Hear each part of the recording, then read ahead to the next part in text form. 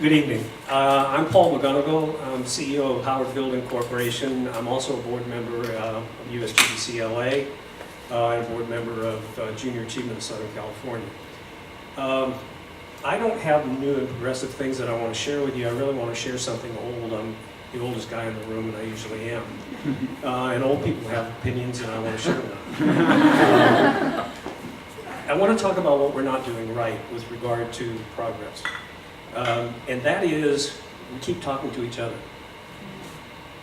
It's very easy to assemble the people that are in this room because everybody in this room is sympathetic to the causes that are being discussed here. They're open to it. They're probably supportive of it in one way or another. And the fact of the matter is we won't move the ball with just the people in this room. And we rely upon a lazy approach, which is we tend to talk to one another because it's easy to talk to one another. It's a receptive audience.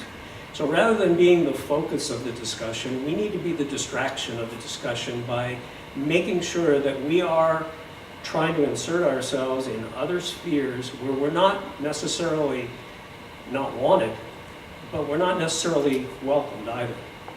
And that's not that difficult to do. There are any number of organizations that don't do what we do, but they don't resent what we do. And I'm talking about the progressive activities that most of you represent here.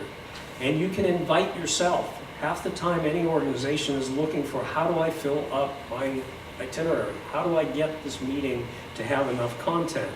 And it's an opportunity to do that. Years ago I went to a poetry reading.